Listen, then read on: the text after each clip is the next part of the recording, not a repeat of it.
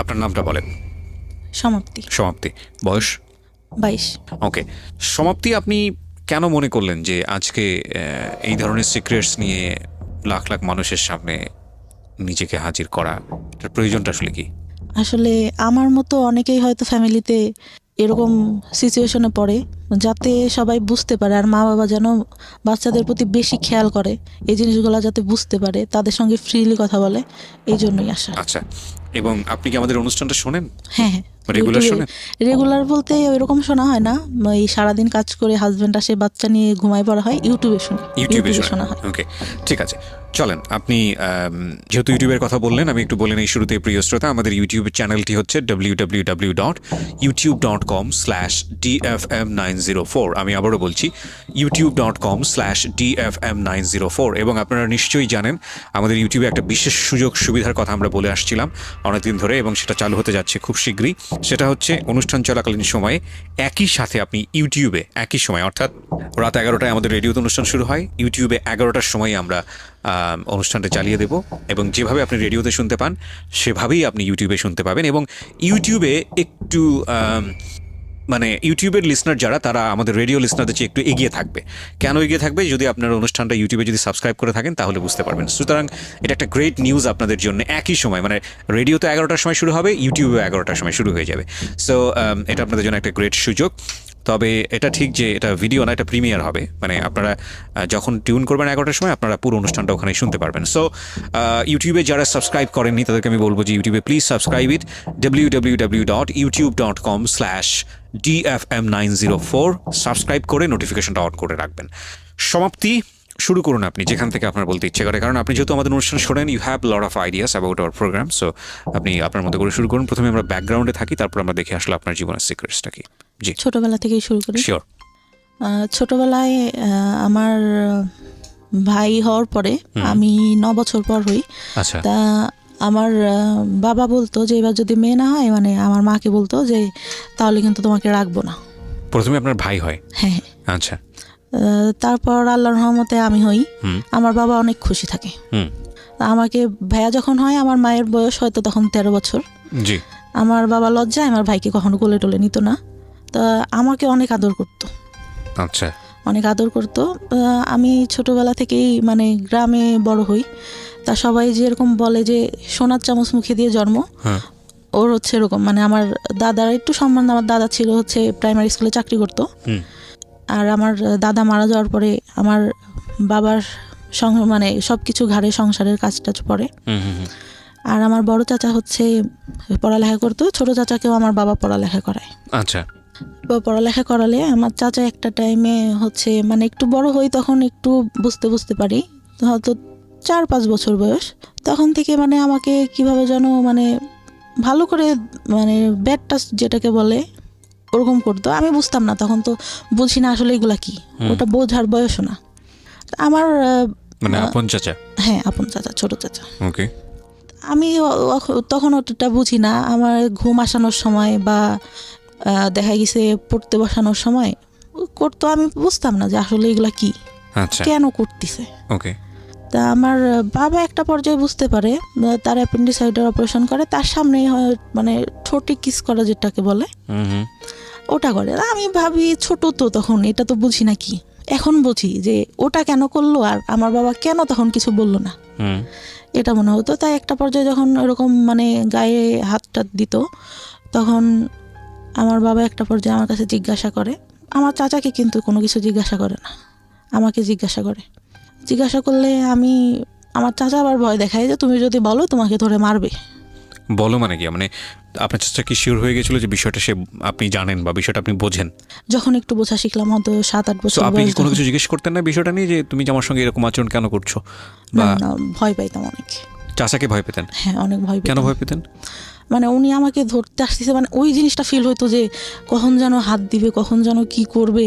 মানে উনি আসলে পরে আমি ঘর থেকে একটা বেরোনোর অজুহাত খুঁজতাম। তো আপনি তখন 4-5 বছরের বয়স। 4-5 বছরের বাচ্চারা তো অনেক বেশি স্পন্টেনিয়াস হয়, মার সাথে ফ্রি হয় বা ভাইয়ের সাথে। আপনার ভাই তো বড়ই ছিল, ভাই ছিল, পড়ালেখা করতো, ওরকম করে মানে অতটা ফ্রি ছিলাম না।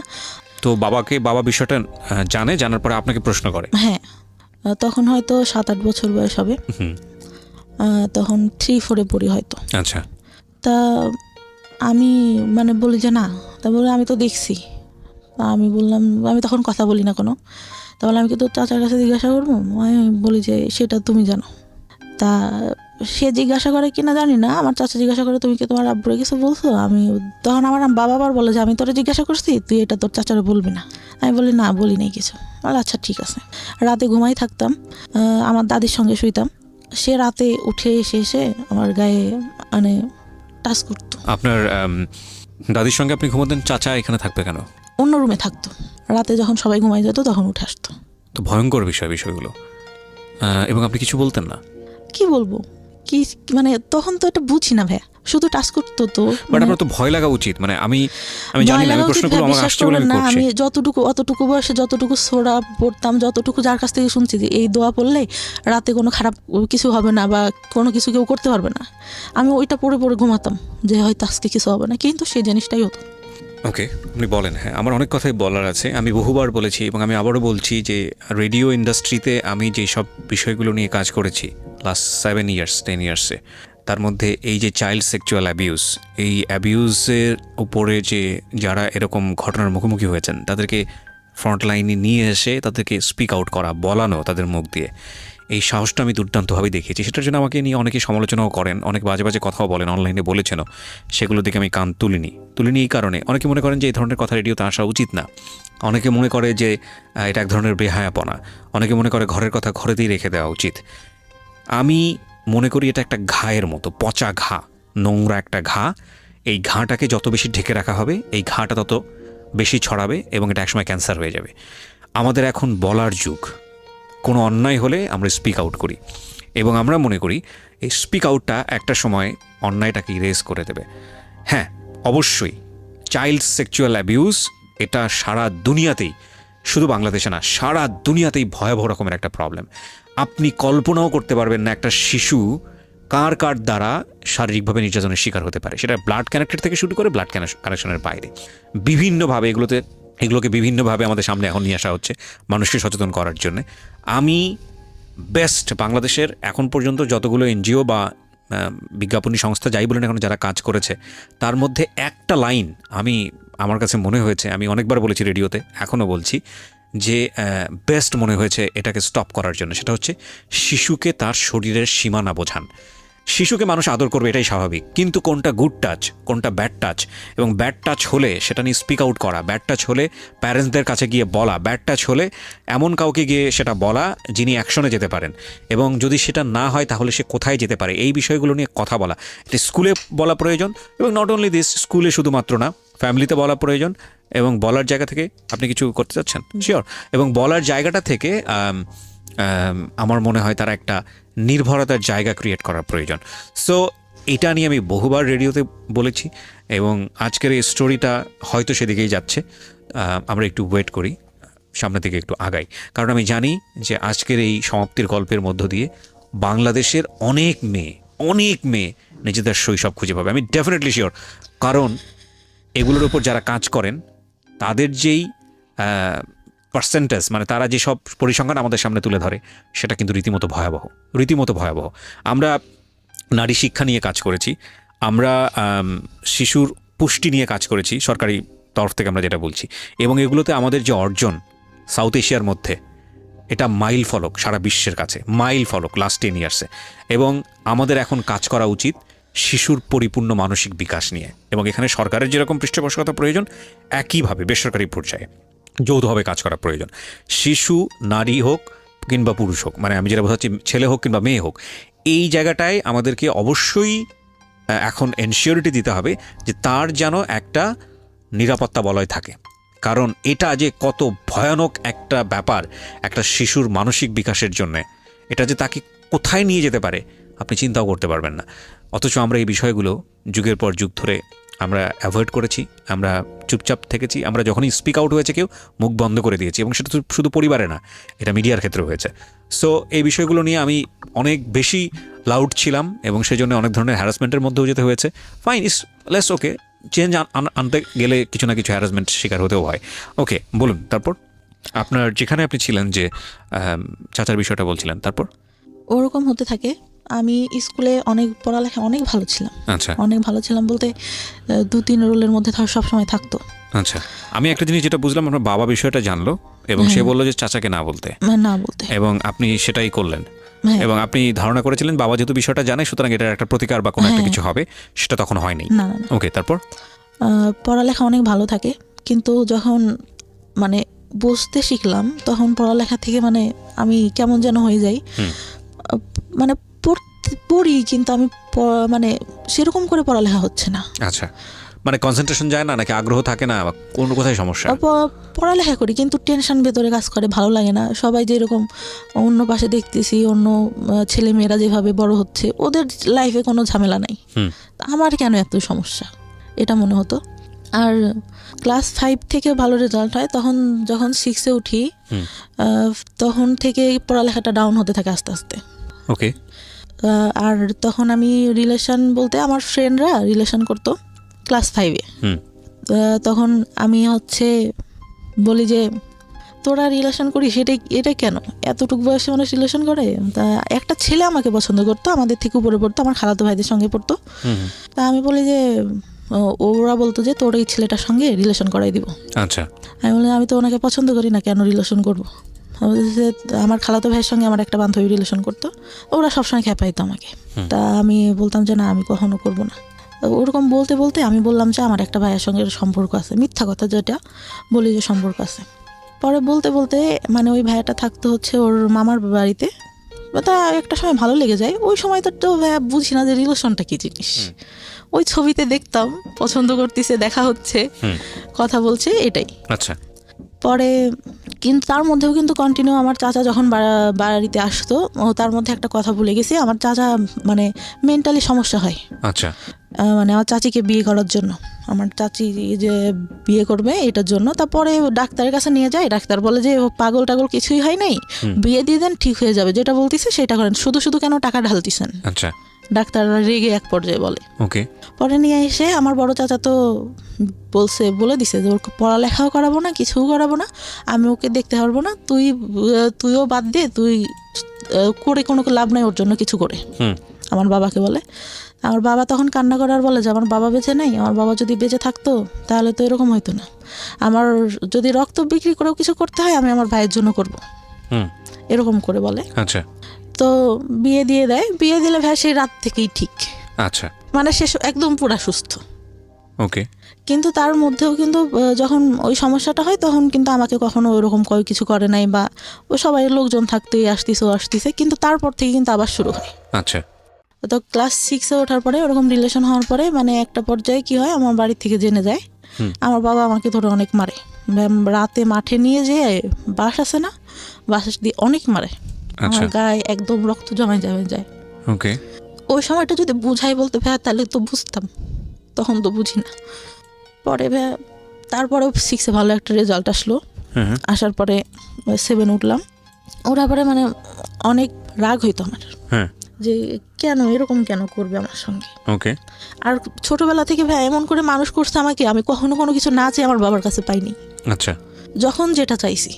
পরে কি হয়, যখন একটু মানে 8-এ উঠলাম, জেএসসিতে অনেক খারাপ রেজাল্ট হয়, জেএসসিতে রেজাল্ট খারাপ হলো, তারপর থেকে যে রিলেশন করতাম ওইটা থেকে আমার বাবার একটু রাগ। আর বাবার কথা কি বলবো, মানে বাবা তো বাবাই, জন্ম দিচ্ছে, মা বাবাই হয়। তো তখন থেকে তো আমার একটা ছেলের সাথে সম্পর্ক হয়, আমার মামা থাকে একটা, তিনি ডাক্তার ছিলেন, তার বোন, মানে দূর সম্পর্কে। আমার মা আর বাবার বাসা কাছাকাছি, ওই খালাতো ভাইটার সাথে সম্পর্ক ছিল। আমি ভাইয়া তখন মানে ওইটা বলতে গেলে বলা যায় যে ফার্স্ট লাভ ছিল ক্লাস 9 থেকে। আচ্ছা। তো আমি অনেক মানে ওনার ইমোশনাল হয়ে যাই, ওই বয়সে যেটা হওয়ার কথা।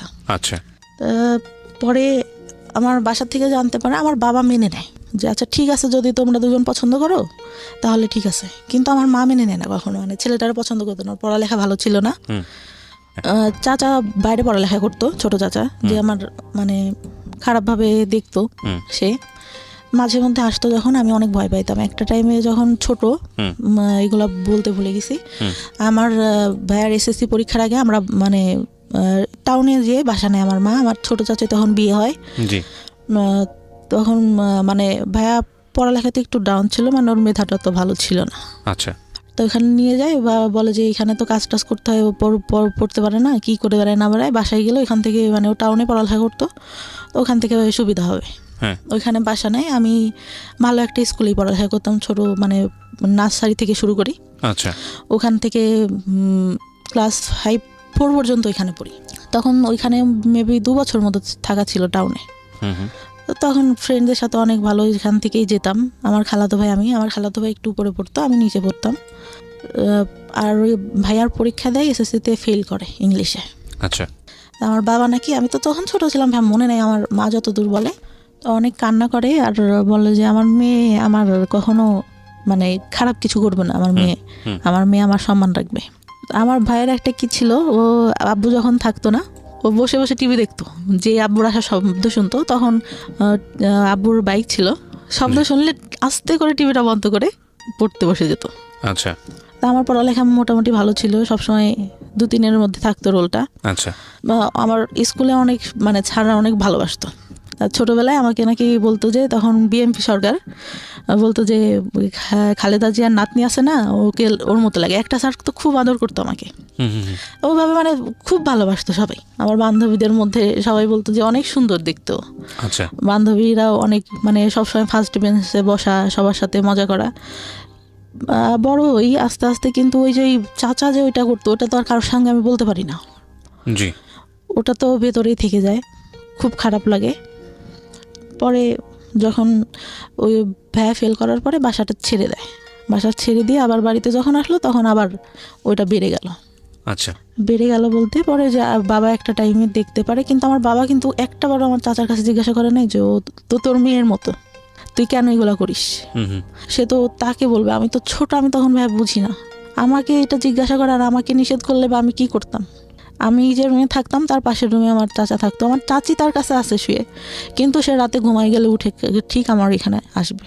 হুম হুম হুম, ভাইয়া অনেক কান্না করতাম, বিশ্বাস করবেন না, আর চুল টানতাম, হাতে কাটতাম, করতাম, খুব যখন খারাপ লাগতো নিজের গায়ে নিজে খামচাতাম, অনেক কষ্ট হইতো। আর তখন পড়ালেখা মানে অঙ্কটা আমি খুব খারাপ পারতাম, অঙ্কটা ভালো হতো না। আমার চাচা পড়াইতে বসানোর মধ্যে আমার মা তো ভাবতেছে তো মনে হয় পড়াচ্ছেই, হুম হুম হুম। পড়তে বসায় ভাইয়া মানে সব সময় হাত গায়ে দিতেই থাকতো। আপনার চাচা? জি। তো পড়ার পরে চাচার পড়ালেখা শেষ হয়, তখন আমি ক্লাস 5-এ আমার চাচার পড়ালেখা শেষ হয়ে উনি একটা জব পাই টাউনে, আমরা যেখানে থাকতাম সেখানে সরকারি ইয়াতেই। তো দিলে ওটা বেতন বেশি ছিল না। চাচার সঙ্গে আমার আবার গার্লস স্কুলে ভর্তি করে দেয়। ওই সময় যে বললাম না একটা ছেলের সাথে সম্পর্ক, এটা জানার পর আমার গার্লস স্কুলে দিয়ে দেয়। জি। গার্লস স্কুলে দিয়ে দিলে ওই ছেলেটার সঙ্গে আমি আর পরে কথাটা তো বলি না, নিজের থেকেই বাদ দিয়ে দিই যে মারতিছে আমাকে ধরে, মার খাবো আর কি পড়ালেখা হচ্ছে না, বাদ দিয়ে দিলাম। পরে 6-এ ওইখানে আমার চাচাই সঙ্গে করে নিয়ে যেত। আচ্ছা। নিয়ে যেত, স্কুল শেষে খালার বাসায় আসতাম, আমার খালার বাসা ওইখানে ছিল। আসলে দেখা যেত আমার চাচার অফিস বিকালে শেষ হইতো, যাইতে যাইতে দেখা গেছে বাড়ি যাইতে তখন ইটের রাস্তা ছিল, দেখা গেছে যে 20-25 মিনিট লেগে যেত আমার বাড়ি যেতে। অন্ধকার হয়ে গেলে ভাই সে গাড়িতে বসে দেখা যাচ্ছে আমার গায়ে হাত দিচ্ছে।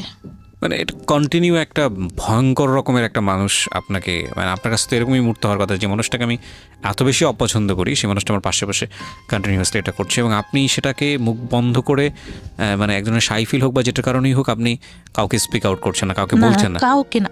আচ্ছা। কাউকে না। ক্লাস 9 থেকে এটা অনেকের মানে কিছু কেউ জানে, তার আগ পর্যন্ত আমি কাউকে কিছু বলিনি, কাউকে না। পরে ওইভাবে যেতে থাকলাম, একটা বছর গার্লস স্কুলে পড়া হয় আমার চাচা, তারপর ওইখান থেকে চাকরিটা ছেড়ে দিয়ে মানে বেতন কম ছিল দেখে সুগার মিলে চাকরি নেয়, তখন সে ওইখানে চলে যায়। আচ্ছা। পরে ওইখানে গিয়ে আমার চাচিকেও নিয়ে যায়, পরে তো ওইখান থেকে ভাইয়া বাঁচলাম। আচ্ছা। মনে হলো যে না, কিন্তু আমি যে রিলেশন করতাম আমার মনে হতো যে ভাইয়া আমি এখান থেকে বেরোতে পারলে বাঁচি, এই ছেলেটার সঙ্গে রিলেশন করতেছি, ও যদি আমাকে নিয়ে যায় আমার তো এখানে থাকতে হবে না। সবসময় এটা মনে হতো যে আমি এই ফ্যামিলিতে কেন থাকবো। আচ্ছা। আর আমি ভাবতাম যে এরকম ফ্যামিলি মানুষের হয়, আরও তো আশেপাশে আমার বান্ধবীরা আছে, ওরাও তো কত ভালো, কতই, খুব খারাপ লাগতো। আর একটা আমার বাবা ছোটোবেলায় স্কুলে যাইতাম, ফার্স্টে হয়তো দিত, তখন 2 টাকা 5 টাকা অনেক কিছু পাওয়া যেত ভাইয়া। তাই কি হয়, আমার বান্ধবীরা একটু ভালো ফ্যামিলি ছিল, আমার বাবা মানে আমাদেরও ভালো ফ্যামিলি, কিন্তু আব্বু ওইভাবে টাকা দিতে চাইতো না। আমি কি করি, আব্বুর পকেট থেকে টাকা নিই, মনে হয় 6 টাকা না কয় টাকা, সেটা নিয়ে আমার আব্বু মানে দেখে ঘুমের ঘরে, আমার ছোট খালাকে বলে। তো আমি সেদিন অনেক কান্না করি, স্কুলে যাই না, যে আমি তো বেশি টাকা নিয়ে নিই, আর আমার হয়তো এটা ভুল ছিল ভাইয়া। আর ওরা যখন করতো না, মানে সবাই খাচ্ছে এটা ওইটা, আমি তো নিতে পারতেছি না, ওইটা অনেক খারাপ লাগতো। কিন্তু টিফিন দিয়ে দিত, টিফিনের পরেও যে দোকান টোকান আসতো সবাই নিত, খারাপ লাগতো অনেক। আচ্ছা, আমার চাচা কি করতো, গায়ে হাত দিত, এটা করতো এটা করতো, টাকা দিত হাতে, ধরো বাসা স্কুলে যে এটা খেও এটা খেও। তা আমার মনে হতো যে কী রে, উনি এরকম করেন, আমার হাতে টাকা দেয় কেন, আমি কোনো কাছে টাকা চাই নাকি, এরকম মনে হইতো। আর আব্বুর উপর অনেক রাগ হইতো যে কি ব্যাপার, উনি কিছু কেন বলে না, উনি তো জানে। পরে 5-এ ভালো রেজাল্ট করলাম, একটা ভালো রেজাল্ট আসলো, বৃত্তি দিছিলাম, বৃত্তি পাইনি কিছু নাম্বারের জন্য।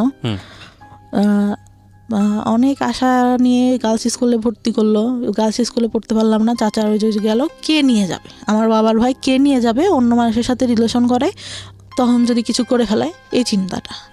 কিন্তু ভাই ওই সময় রিলেশন আমি কিছুই বুঝি না, ওই সিনেমা দেখতাম, শুক্রবারে সিনেমা হবে, সবাই আসতো আমাদের ওইখানে, আমাদের বাড়িতে একটা টিভি ছিল।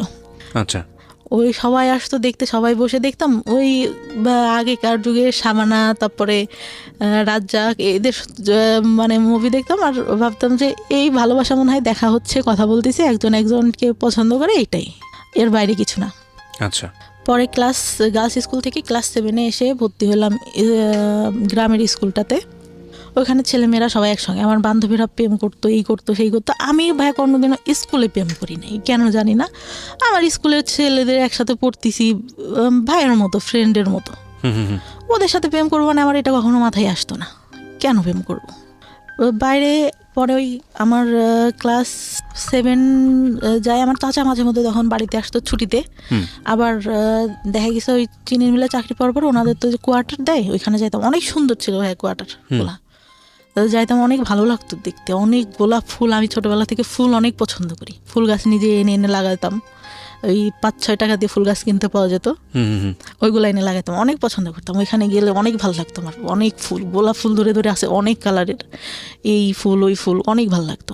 কিন্তু ভাইয়ার কি হইতো, দেখা গেছে আমার চাচি গোসলে ঢুকছে বা আম্মু নাই, ওই সুযোগে আমার চাচা এসে হঠাৎ করে হাত দিবে। তখন তো একটু বড় হয়েছি, আমার ফার্স্ট পিরিয়ড হয় ভাইয়া 6 না হলে 7 থেকে, অত তাড়াতাড়ি পিরিয়ড, মানে আমি তখন ভাইয়া প্যান্ট পরি, স্কুলে গেছি, স্কুল থেকে আসছি, আম্মু আমার প্যান্ট দেখে বলে এটা কি তোর, আমি বললাম এটা কি, আমাদের তখন হচ্ছে আমার মানে জমি আছে আমার বাবার অনেক, তা আমি বলি যে ওই কাকুটা মনে হয় মোবাইল দিয়ে হাত মুছছে এটা, তা বললেন যে না এটা এরকম না। আমার চাচি, আমার মাও কিন্তু অতটা ফ্রি না, আমার মা আমাকে কিছুই বলে না, আমার ছোট চাচিকে বলে যে ওর এটা হয়েছে, তুই ওকে শিখাই দে।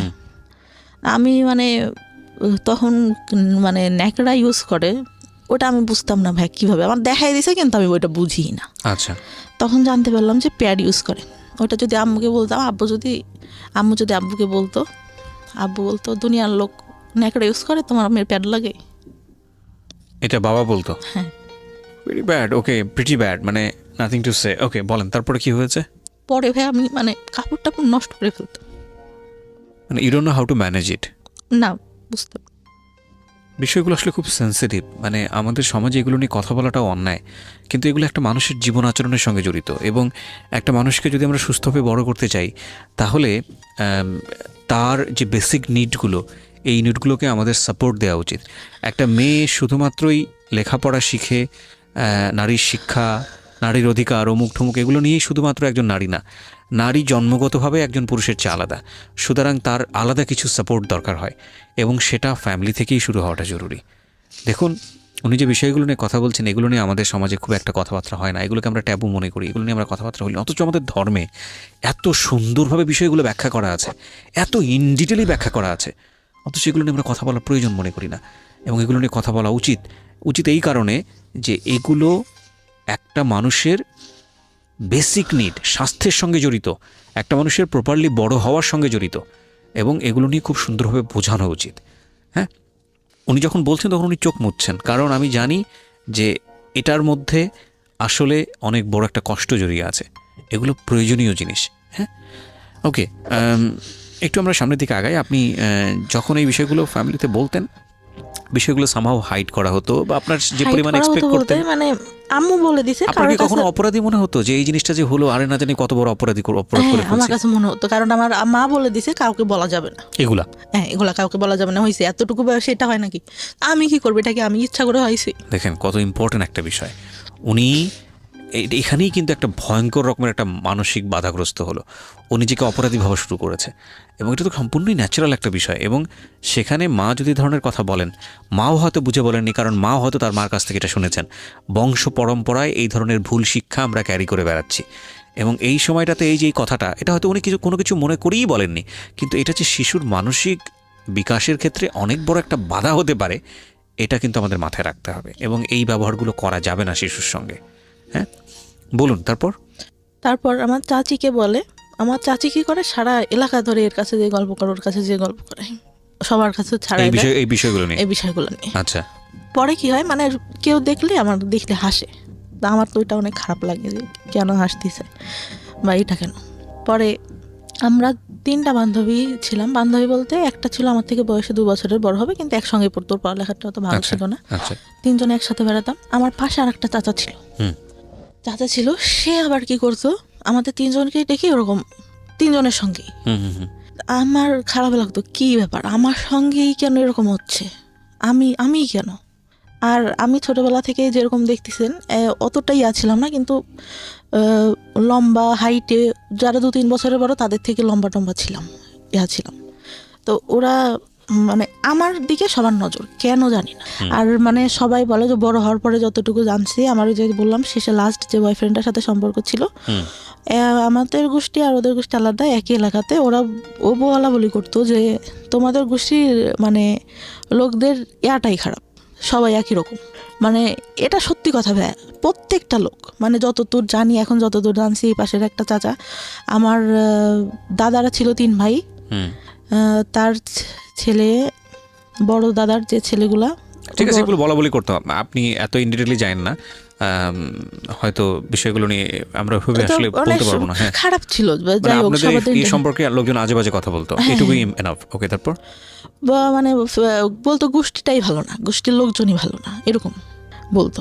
তারপর ওরকম হওয়ার পরে আমার যখন ওইরকম হলো, পরে আমি তো খেললে ওই যদি চাচাকে দেখতাম, ভয় দিতে ওইখান থেকে সরে যেতাম, আচ্ছা, যে কি করবে, আবার ডাকবে কিনা। আচ্ছা, সবাই গাছ উঠতে পারতো, আমি গাছ উঠতে পারতাম না, আমার খুব আফসোস লাগতো। ছোট একটা গাছ ছিল, ওইটা উঠতে পারতাম, তাছাড়া উঠতে পারতাম না। জি, আর সবাই মানে আমাদের ফ্যামিলিটা যেহেতু সব ইয়ার থেকে একটু ভালো ছিল, সবাই আমাদের ওইখানে আসতো। আর আমার বাবা এইটা ওইটা কিনে দিত, খাইতাম। তা সবাই ওইটার জন্য আসতো মানে আমাকে সবাই খেলবে। আর এত বোকা ছিলাম, হ্যাঁ বিশ্বাস করবেন না, ভালো ভালোটা সবাইকে দিয়ে দিতাম, নিজে না খেয়ে। এখন পর্যন্ত এই অভ্যাসটা আছে।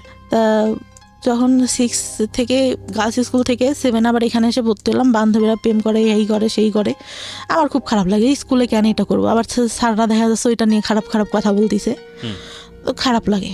তারপরে আমি স্কুলে যাই, যখন পিরিয়ড হইতো তখন স্কুলে যাইতাম না ভাইয়া, কারণ আমি ক্যারি করতে পারি না ওইটা, আমি কাপড় নোংরা করে ফেলতেছি। আচ্ছা। এই সময় আপনার মা আপনাকে কোনো সাপোর্ট দিত না?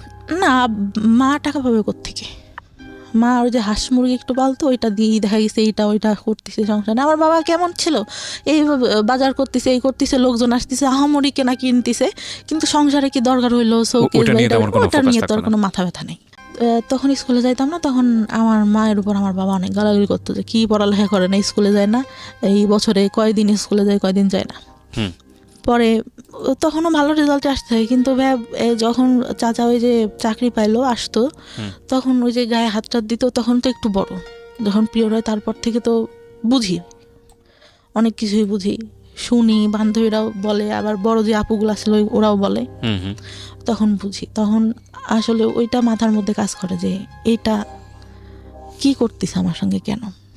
তখনও কিছু বলতে পারি না। 8 থেকে রেজাল্ট খারাপ হলো, চাচারা তো ওই যে মাঝে মধ্যে আসতো। 9 যখন উঠি, তখন আমার ওই যে খালাতো ভাই আছে একটা, মানে চাচতো মামার বোনের ছেলে, জি, ওর সঙ্গে আমার রিলেশন হয়। তো রিলেশন হলে একটা পর্যায়ে মানে চলতে থাকে, আমি অনেক সিরিয়াস হয়ে যাই। তা আমি বলতাম ভাই আপনি কি সিরিয়াস, আপনি করে বলতাম তখনও।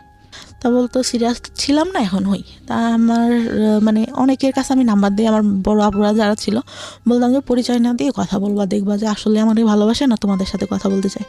ভাই কী করতো, ওরা যেই ফোন দিত ও কথা বলে দেখা করার জন্য পাগল হয়ে যেত। আচ্ছা, যে আমি তোমার একবার দেখবো, তুমি এখানে দেখা করো। পরে বয়ফ্রেন্ডের যখন দেখলাম যে উনি আমার প্রতি সিরিয়াস না, অনেক মেয়ের সঙ্গেই কথা বলে, এর সাথে সম্পর্ক করতেছে, ওর সাথে যে ফোন দেয় তার সঙ্গেই, একটা পর্যায়ে আমি কী করলাম, নিজের থেকে বাদ দিয়ে দিলাম। হ্যাঁ, বাদ দেওয়ার পরে কিন্তু এতটা মানে করি, আমি ঘুমের ওষুধ খাইতাম, আমার ঘুম আসতো না, ঘুমের ওষুধ খাইতাম আর খুব খারাপ লাগতো। তার মধ্যে আবার যে মাঝে মাঝে চাচা আসতো, তাই কী হয়, একটা বার আমার মা বলে যে তুই ওর সাথে সম্পর্ক করিস, আমি তো বলছি যে তুই ওর সাথে কথা বলার দরকার নেই। আমার দাদির ফোন ছিল, দাদির ফোন দিয়ে কথা বলতাম। পরে আমি কি করি বলো, যে তোর বাবার কাছে বলবো। বাবা তো জানতো, কিন্তু মানে কি বলবে, আমি অনেক ভয় পেয়ে যাই। আচ্ছা, ভয় পেয়ে যায় যে আমার চাচা এরকম এরকম, এইটাই তো কিছু বলে না, আবার এইটা নিয়ে দেখা গেলো কি বলবে। আমার মায়ের আবার একটা সমস্যা ছিল, কিছু হইলে আমার বাবাকে বলতো। আচ্ছা, আমি একবারে 40টা ঘুমের ওষুধ খাই ওই ক্লাস 9-এ থাকা অবস্থায়। ক্লাস 9-এ থাকা অবস্থায়। মানে কি আপনার প্ল্যান ছিল যে আপনি সুইসাইড করবেন? সুইসাইড করবো। ওকে। খেলে তখন মানে আমার পরীক্ষা তার 2 দিন পর আচ্ছা, ক্লাস 9-এর। পরে আমি মানে দরজাটা যে লাগাবো, আমার এটা মনে নেই, আমি বিছানার উপর দিয়ে শুয়েছি, আমি মানে ঘুমাই গেছি নাকি আমি জানি না, কিছু বলতে পারি না। পরে নাকি যতদূর শুনছি, যতদূর আমাদের এই কাজের ছেলেটা আম্মু যতদূর বলছে, আর বাবা উঠাই নিয়ে আসে। শুধু আমার মনে আছে আমার বাবা আমাকে মারছে, এতটুকু মনে আছে, যে অনেকগুলা থাপ্পড় মারে আমার মুখে। ওকে। মানে ঘুমের মধ্যে আমার শুধু অতটুকুই স্মরণ আছে। আমি নাকি অনেক বমি করি ভাইয়া, আচ্ছা, বমি করি। আমার 4-5 দিন পর্যন্ত কোনো ছিল না, আমি জামাটা চেঞ্জ করবো এটাও করতে পারতাম না। গোসল খাওয়া সব আম্মা দাদি ধরে করাইতো। ওকে। পরে আমার বয়ফ্রেন্ডটার সাথে হয়ে যাওয়ার পর ক্লাস 10-এ যখন উঠলাম, আমি 9 থেকে অঙ্কে অনেক খারাপ রেজাল্ট করি। অঙ্কে মানে 10-এ টুনে মনে হয় 34 না কত পেয়ে পাশ করি। আমার বান্ধবীরা অনেক হাসাহাসি করতো, আর আমার যে বয়ফ্রেন্ডটার সাথে সম্পর্ক ছিল ওরা জানতো। আরও ওই মাঝে কথা বলতাম, অনেক ছেলে ঘুরতো ভাইয়া, অনেক ছেলে ঘুরতো। আর ওই ঘুমের ওষুধ খাইতাম, মানে প্রাইভেট পড়তে যেতাম, কেমন অ্যাবনর্মাল টাইপের হয়ে গেছিলাম আমি। পড়াচ্ছি মানে আমার কোনো খেয়াল নেই। স্যার বলতে যে কী ব্যাপার, তুমি খেয়াল করো না কেন, দেখলে তো পারো, অনেক ভালো পারো, দেখো না কেন। স্যার বলেন, আমি বাসায় যেয়ে দেখবো। স্যারটা অনেক আদর করতো। তা ওইভাবেই পড়ে অঙ্ক ভালো পারতাম না, হাসাহাসি করতো। আর ওই যে ছেলেগুলো প্রপোজ করতো ভাইয়া, ওরা কি মানে এরকম ছিল, কিছু না করলেও ভাইয়া কেন ছেলে মানুষ এরকম আমি জানি না, বলতো যে সব করছি, ওই মেয়েরা তো আমি সব করছি। আচ্ছা, ওকে। একটা ফুফাতো ভাই এরকম বলে, ওইটা আমি পরে আসি। তা ওইখান থেকে ক্লাস 9-এ ওরা হাসাহাসি করতো।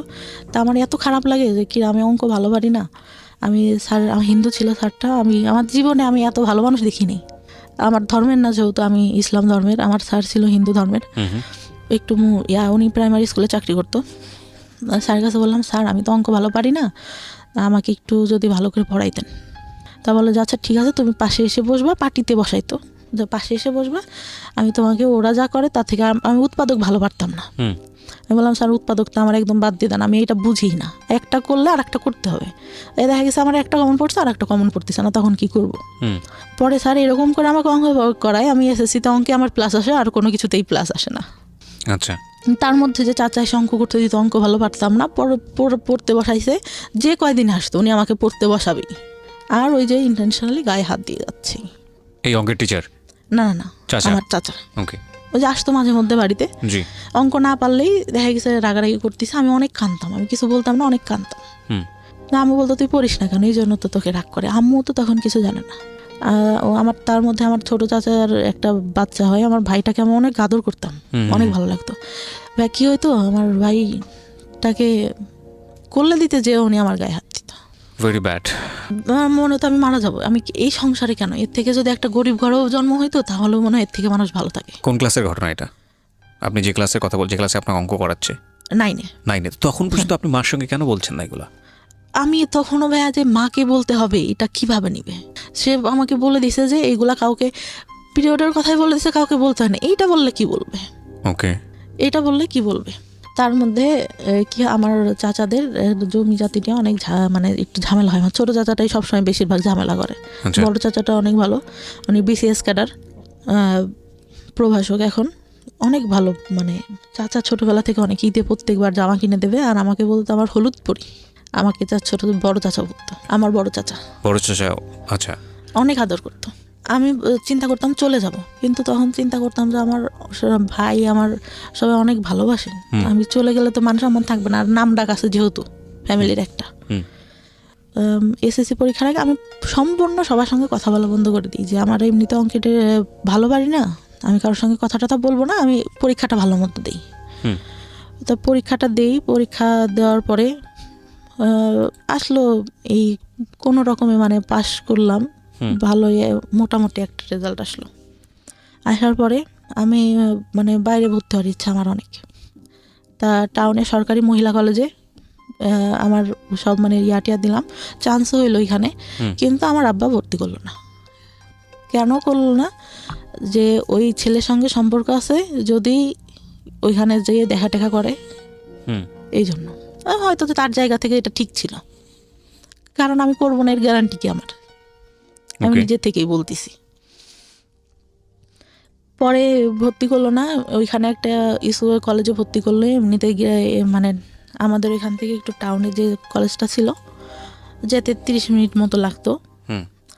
তো ওইখানে আমার বাবার যে ফ্রেন্ডের ছেলেটা আবার ওইখানে কলেজে কিভাবে যেন খোঁজ পায় আমাকে, মানে ওই ছেলেটার আবার কী হয় ভাই বলতে ভুলে গেছি। আমার এসএসসি পরীক্ষার পর আমার ফুপুর বাসায় আমি বেড়াইতে যাই। আচ্ছা। গেলে তা ওরা তো আমাদের বাসা থেকে আগের থেকে আসেই, দেখা গেছে একটা অকেশন হলে, একটু অনুষ্ঠান হলে আসে, আঙ্কেল আসে, আঙ্কেলের ছেলে আসে। তা আসলে পরে ওরা বলে যে যেন আমাদের সঙ্গে পরে ওই আপুটার সঙ্গে এই ভাইয়াটার সম্পর্ক আছে। আমি কী বলিস, ও তো আমার দিকে একটু এরকম তাকায়, আমি তো বুঝি। আমার ফুফাতো ভাইয়ের বলে যে না, সত্যি কথা, অনেক ভালো সম্পর্ক, আর ওরা অনেক ভালোবাসে ওই আপুটাকে, আপু অনেক ভালোবাসে। আমি বলছি আচ্ছা, আজকের দিনের মধ্যে যদি আমি ওর সাথে সম্পর্ক করে দেখাইতে পারি, একটা বাজাবাজি ধরনেরই। তারপরে আর কি করি, আমার ফুফাতো ভাই ফোন দেয়, আমি ওর সঙ্গে কথা বলি। কথা বলে ঠিক সন্ধ্যার সময় ফোন দিছে, আচ্ছা আমি তোমাকে একটা কথা বলতে চাই সমর্থি, তুমি কি আমার কথা যদি হ্যাঁ হয় হ্যাঁ বলবা, নাহলে পরে না বলবা। আমি বলছি জি বলেন। বলতেছে তুমি কি আমাকে লাইক করো? আমি বলছি যে দেখি, চিন্তা করে দেখি। তার এই কেটে দেয়। তো আমি আবার ফোন দিয়ে ওদেরকে ডেকে শোনালাম যে দেখ কি বলে, যে ওই ছেলে মেয়ের সাথে নাকি সম্পর্ক, তাইলে কি। পরে বলতেছে যে, আমি বলতেছি হ্যাঁ পছন্দ করি আপনি, আচ্ছা I think I love you, ও বলে আমাকে, আচ্ছা ঠিক আছে আই লাভ ইউ টু। কিন্তু আমি তো মানে ওরকম করে না। তো ওরা যে আবার কি করে, ওই মেয়েটাকে বলে দেয় যে আপনি যার সাথে সম্পর্ক করেন ওই ছেলেটা তো এই হয়েছে।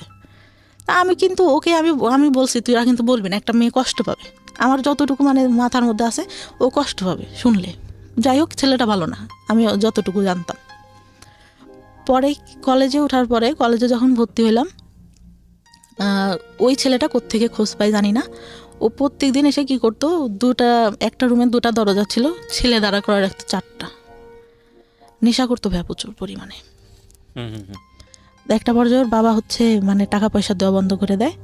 ওর পুরা মানে আমার সাথে দেখা করার যে আব্বু টাকা দিত, আমার কাছে থাকতো, এতটুকু ধারণা তো আছে। ও ব্যাগের থেকে টাকা নিয়ে নিত, হাত দিয়ে জোর করে নিয়ে এরকম করতো।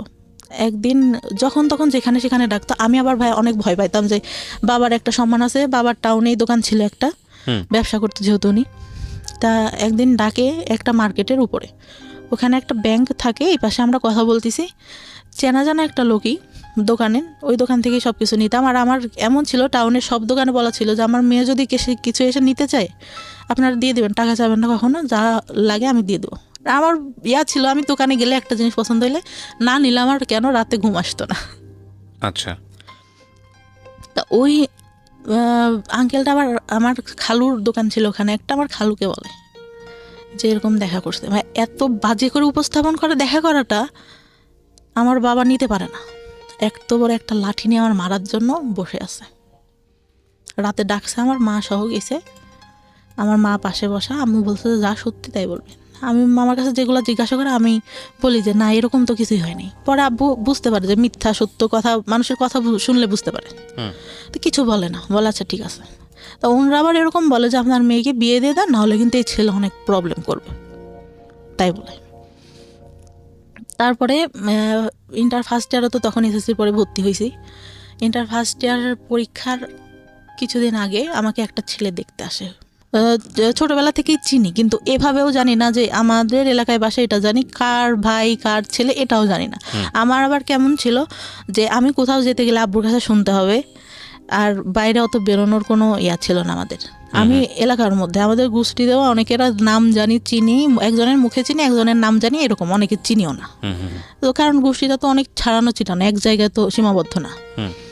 তা ওই মানে শাড়ি পরিয়ে ওইটা দেখে নাকি ওর অনেক ভালো লাগে। পরে আমাকে আমার ভাইয়ের বিয়েতে তো যে মানে আমাদের বিয়ের পরে আবার দেখা যায় যে যেতে হয় বউয়ের বাড়িতে, মানে আমার ভাবির বাড়িতে যেতে হবে। তো আমার ভাই বলে যে তুই চল, আর আমার মামা তোমার কথা বলে যে ও চল। আমি বলি যা না, যাবো না, আমার যেতে ইচ্ছা করে না। কারণ আমি তখন যে টেনশানে, আমার বয়ফ্রেন্ডের সাথে আমার ব্রেকআপ হয়ে গেছে, মন মানসিকতা ভালো থাকে না। আর ভাবিদের বাড়িটাও এরকম ছিল যে আমার পছন্দ না, মানে মাটির রাস্তা দিয়ে যেতে হতো, আমার ভালো লাগতো না। ওকে। তা বলছে যে আচ্ছা চল আজকে যাই, কালকে চলে আসবো। তা আমি আবার তখন একটা গোপনে ফোন ব্যবহার করতাম, ওটা বাসায় রেখে যাই। আসার পরে 16 তারিখে যাই মার্চের, 18 তারিখে ব্যাক করি। ওকে। ফোনটা খোলার পরে আমি দেখতেছি আমার ফোনে একটা মেসেজ, আমাকে তুমি খুঁজলে কেন? আমি তোমাকে খুঁজলাম মানে কে এটা, আমি কাকে খুঁজলাম? ওকে। তারপর আমি মানে আমার ফোনে ব্যালেন্স থাকে না, আমি ফোন দিই। তা বললাম যে ভাই কে? তা বললো, ওর নাম ধরে বললো যে আমি অবাক। আমি বললাম যে আপনাকে আমি খুঁজলাম কে, মানে কি আমি আপনাকে কেন খুঁজবো? বলতেছে না, আমাকে একজন বললো তুমি আমাকে খুঁজছো। আমি আপনাকে খুঁজবো মানে আমি আপনাকে খোঁজার কোনো প্রশ্নই আসে না। তারপরে আবার ফোন দেয় যে আসলে তুমি আমাকে খুঁজো নাই, তুমি আমাকে দেখো নাই। ওর মধ্যে মানে কি হয়, আমার খালাতো ভাই একটা বিয়ে করে, সম্পর্ক করে, ওই মেয়ে দেখতাম ওর দিকে তাকায় থাকে। তা আমার খালাতো বোনের ওয়াইফের আবার সম্পর্কটা ভালো ছিল, মানে ইয়াটা ভালো ছিল না, চরিত্রটা ভালো ছিল না। অনেকের সঙ্গে, ভাইয়ের সঙ্গে ইয়া হওয়ার পরে হুট করে বিয়ে করে, প্রেম করে, অনেকের সাথে আবার কথা বলতো। এই বাসে যেতে গেছে, মানে ঢাকায় থাকতো ওরা, ঢাকা থেকে বাড়িতে যেতে গেছে, কারণ নাম্বার পাইছে, বাসে বসছে, তার সঙ্গে কথা বলা শুরু করে দিছে এরকম। আমি ভাবতাম যে আচ্ছা যে ছেলেটার সাথে কথা বলে এ কি সে নাকি, অবাকের কথা ভাবতাম। তো এইভাবে তাকায় আসছে কেন? আমি আবার পিছন থেকে বসে আমি আবার ওর দিকে তাকায় আসি। তো ও ভাবছে যে আমি ওকে দেখি, কিন্তু আমি তো ওকে দেখি না, আমি দেখি যে ভাবি কেন ওর দিকে তাকায়। আমি তো এটা দেখি, মানে ও অনেক সুন্দর ছিল দেখতে, অনেক সুন্দর। ও 6 ফিট হাইটে, লম্বা, সেরকম দেখতেও সুন্দর। তা তখন বলে যে আমাকে বললো তুমি আমার দিকে তাকাইছিল না। আমি তো তাকাইছিলাম না। তখন আমি এটা খুলেই বলি যে এরকম, আমি ভাবছি যে ভাবি আপনাকে দেখে কেন তাকায়, আপনার সঙ্গে কি কথা বলে কিনা। তা বলে না, আমার সঙ্গে কথা বলে না, আমি জাস্ট তোমাকে অনেক ভালো লাগে এই জন্য। আমি পরে বলি যে ভাইয়া আপনি আমার সাথে কথা বলবেন, ঠিক আছে, আমি সব কিছু বলি যে আমার কিন্তু আগে অনেকগুলো রিলেশন ছিল, অনেকের সঙ্গে আমি কথা বলতাম, এইগুলো কিন্তু আপনি জানেন এলাকায় যেহেতু এইগুলো আসতে পারে, আর আপনি এইগুলো নিয়ে পরে সমস্যা করবেন, সম্পর্ক করলেও এটা কিন্তু হবে না। পরে ও বলে যে আচ্ছা ঠিক আছে, সমস্যা করবো। মানে যখন রিলেশন হইলো, কথাবার্তা হইতো, ফিজিক্যালি কোনো কিছু না, শুধু এমনিতেই কথা হইতো। কিছুদিন পরে ঠিক সেই কথাগুলো শুরু করলো, কেন করছো, আমার ফ্রেন্ডরাও তো এর মধ্যে আছে, কথা বলছো কেন? ও বলছে যে তোমার সাথে থাকছে, এগুলো বলছে, এই করছে ওই করছে, আমার তো এগুলো নিতে কষ্ট হবে। মানে সবাই আপনার নামে বদনাম করতো, বদনাম যেটা, কিন্তু সামনে কখনো কিন্তু ভাই কেউ বলেনি, কারণ বাবার একটা ইয়া ছিল, কখনো কেউ বলবে এরকম না। কিন্তু গেলে পারে এই মেয়েটা ভালো না, এই মেয়ের চরিত্র ভালো না, পরে এরকম বলতো। তারপর আমি ওর কাছে বিশ্বাস করবে না, সব ঘটনা বলি, সব আমার ছোটবেলা থেকে কি হয় না হয় আমি সব কিছু বলি। আচ্ছা। ও মানে একটা পর্যায়ে কি হলো ভাই, ওইগুলা নিয়েও কথা বলা শুরু করলো। ওই মানে আপনার সঙ্গে ঝগড়া হতো, এগুলো নিয়ে খোঁটা দিত, মানে ওইগুলা চাচাদের কথা না নিয়েও বাইরে যে ছেলেদের সঙ্গে কথা বলতাম এইগুলা নিয়ে খোঁটা দেওয়া শুরু করলো। আমি তখন অনেক কাঁদতাম যে তোমার তো আমি সব বলছি, দুনিয়ার কেউ কিছু জানুক না জানুক তুমি তো জানো, তাহলে কেন এইগুলা বলো? আর তুমি যদি আমার লাইফে আগে আসতে তাহলে তো আমি এগুলা করতাম না। আমি তো তোমাকে ভালো করে চিনতাম না, স্কুলে গেছি একটু দেখছি, এই যা তুমি আগে বলতো আমার সাথে রিলেশন করবা, তুমি তো অনেক আলোচনা, কারণ আমি তো ছোট, তুমি তো আমার থেকে বড় হবা। পরে ভাই আমার ফার্স্ট বিয়ের ইয়াটা আসে, হুট করেই আমাকে বিয়ে দিয়ে দেয়। আমার কাছে জিজ্ঞাসাও করেন না যে আমি পছন্দ করি কিনা। কিভাবে হয় বিয়েটা? আমাদের এখানে কোন ক্লাসে তখন আপনি? Inter first year. ওকে। আমার তখন ভাই বিয়ের বয়সটাও হয়নি। হুম। মানে আমার মাকে এসে একজন বলতো যে মানে সে হচ্ছে মুরগি দিয়ে যেত আমাদের বাসায়। হুম। বলে যে আপনার মেয়েটা তো অনেক সুন্দর, ছেলেটা অনেক সুন্দর, বাইং হাউসে চাকরি করে, তা আপনার মেয়েকে বিয়ে দিয়ে দিই। হুম। তা আমি বলে যে খোঁজ খবর না নিয়ে, আর আমি এগুলো জানি না, ওর বাবা শুনলে রাগ করবে। তা আব্বুকে বলে, আম্মু হয়তো কোনোভাবে কনভিন্স করে বললে আম্মু আমার ভাইয়াকে পাঠায়। ভাইয়ারা ঈদের মধ্যে মানে বিয়ের পরে ঈদ ভাইয়া বাসাতেই থাকে, ভাইয়া চাকরি একটা করতো সেটা আবার ছেড়ে দেয়। পরে ভাইয়া যায়, যে কি করে ওকে বলে যে আশেপাশ থেকে খোঁজ নিতে, ও কি করে ওই বাসায় ঢুকে যায়। পরে ছেলের ছোটো ভাইয়ের কাছ থেকে সব কিছু দেখে, তাদের বাড়ি টাড়ি দেখে অনেক মানে টাইস করা, করা ফুল ওয়াল, উপরে টিন শিট, তার মধ্যে টাইস করা, টিয়াও অনেক ভালো, ভাইয়া পছন্দ করে। তখন ছেলে আসে দেখতে, তার একদিন না দুদিন পরে। ভাই আমি তো ছেলে মানুষকে তাকায় দেখবো, লজ্জার একটা ব্যাপার। আমাকে শাড়ি টাড়ি পরানো হয়, তা আমি তাকাই না কখনো। উনি আমার কাছে জিজ্ঞাসা করে ঠিকানা এইগুলা নর্মালি যেগুলা জিজ্ঞাসা করে, বা চুল দেখাবে এইসব কিন্তু কিছু বলে না। এমনি নাম টাম জিজ্ঞাসা করলো, করলো। অনেক পছন্দ হয়েছে। পছন্দ হইলে মানে আমার মায়েরও অনেক পছন্দ, বাবারও অনেক পছন্দ ছেলেকে দেখে। কিন্তু ছেলেটা ভাই আমার থেকে মনে হয় 17-18 বছরের বড় হবে। ওকে। 17-18 বছরের বড় হবে। তখন তারা কি করলো যে বিয়ে করবে। তা আব্বু বলে যে আচ্ছা বিয়ে না, আমার একটাই মেয়ে, আমি অনেক বড় করে অনুষ্ঠান করব, আমরা এমনিতে শুধু কাবিন রেজিস্ট্রিটা করে রাখি। রেজিস্ট্রি করা হয়, কবুল টবুল বলা হয় না। ওই ছেলেদের তখন রাতে ওইখান থেকে চলে যায়। আমি অনেক কান্না করি ভাই, আমি তখন বলতে পারি না যে এই ছেলের সাথে আমার সম্পর্ক আছে, আমি একে ছাড়া থাকতে পারবো না। পরে তার মধ্যেও আমার যে চাচা আসে, ছোটো চাচা আসে, ঈদে আসে, এই আসে সেই আসে, কন্টিনিউ এটা চলতে থাকে। আচ্ছা। পরে বিয়ে দেওয়ার পরে হুট করে দিয়ে দিল। আমার সবাইরে ফোন দিয়ে বললাম, আমার বড় চাচা বলে যে কী ব্যাপার, তুই বিয়ে দিলি আমাদের কাছে তো জিজ্ঞাসা করবি। পরে যাওয়ার পরে আব্বু একটা ফোন দিল, ওই কন্টিনিউ কথা হইতো ছেলেটার সঙ্গে। কথা বলার আগে অন্যই যখন চলে যায়, তার পরের দিন আমার ফুপুরা আসে, সবাই আসে। আমি বললাম যে ভাই ছবিটা দেখি ছেলেটার। আমার যখন দেখাইলো, আমি শুধু ভাইকে বললাম তোরা কি করলি। মানে এটা বিয়ে হওয়ার পরে গিয়ে আপনি ছবি দেখলেন ছেলেটার? আমি তখন তাকাই দেখিনি ভাইয়া, মানে আমি লজ্জাতে কি তাকাই দেখবো। আমাকে জিজ্ঞাসা করছে, আমি মাথা নিচু করে যতটুকু বলার বলছি। ছেলেটা হাইট টাইট লম্বা টম্বা সুন্দর ছিল, কিন্তু অত বয়সের তো একটা ছাপ মুখের উপর পড়ে। তো বিয়ে হয়ে যায় ওইভাবে। আমি সেদিন আমার যার সাথে সম্পর্ক ছিল ওকে ফোন দিয়ে আমি অনেক কান্না করি। ঈদের পরে ও বাড়িতেই ছিল, ঢাকায় পড়ালেখা করতো। ও শুধু বলে যে যা হবার হয়ে গেছে, এখন আমি কি করবো। আমি তো মানে আমার ভাইয়ের সাথে ওর আবার অনেক ভালো সম্পর্ক ছিল। আমি তো ভাইয়াকে ফোন দিয়েছিলাম যে ভাই কী করেন। এখন ভাইয়া তো আর আমাদের সম্পর্কের কথা জানে না, হয়তো অনেকের কাছ থেকে শুনতে পারে, তাছাড়া তো আর কিছু জানে না। বললো যে ওকে দেখতে আসছে, হয়তো বিয়ে হয়ে যাবে, আমি বাড়িতে। তা বলতেছে ও নাকি জিজ্ঞাসা করে আমাকে, যত দূরও বলে যে খোঁজ খবর নিছেন কি করে ছেলে। হ্যাঁ ভালোই। বলতেছে এরকম হুট করে কি বিয়ে দেওয়া ঠিক, ওনাকে এই কথাটা বলে আমাকে বলে যত দূর। এখন ও বলছে কি না দেওয়া আমি সঠিক জানি না। অনেক কান্নাকাটি করলে রাতে যে কাবিন রেজিস্ট্রি হওয়ার পর ওনারা তো চলে গেল। পরে আমার সাথে কথা হইতো, কিন্তু আমি নিতে পারতাম না। পরে মানে যখন কথা টথা হইতো, উনি একটা পর্যায়ে বলে যে আচ্ছা আমাদের তো শুধু কাবিন রেজিস্ট্রি হয়েছে, তুমি ফোনে কবুল বলো, আমিও বলি, মানে আমাদের তো তাহলে বিয়ে হয়ে গেল। কে বলছে এটা? মানে আমার যার সঙ্গে কাবিন রেজিস্ট্রি হয়। আচ্ছা আচ্ছা, ওকে। আমি বলতেছি কেন বলবো, যখন কাবিন মানে কবুল বলতে হবে তখন তো বলবোই, তখন তো সবাই থাকবে। ফোনে বলে শুধু কি দরকার, কাবিন রেজিস্ট্রি তো হয়েছি। তো বলতেছে বলো, তাহলে তো আমরা স্বামী স্ত্রী হয়ে গেলাম। তো উনি বলে 3 বার বলে, আমি বলি না, মানে আমার মনের মধ্যে যেন কেমন একটা লাগে যে কি ফোনে কেন বলবো। আর যদি বিয়ে না হয়, আমার কেন জানি না মনের মধ্যে বললো যে যদি না হয়। আপনার তো রেজিস্ট্রি হয়ে গেছে, কিন্তু ওই যে ইসলামিক ধর্মে যেভাবে হয় সেটা তো হয়নি। আচ্ছা।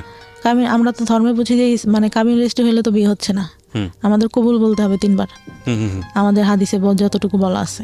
আচ্ছা।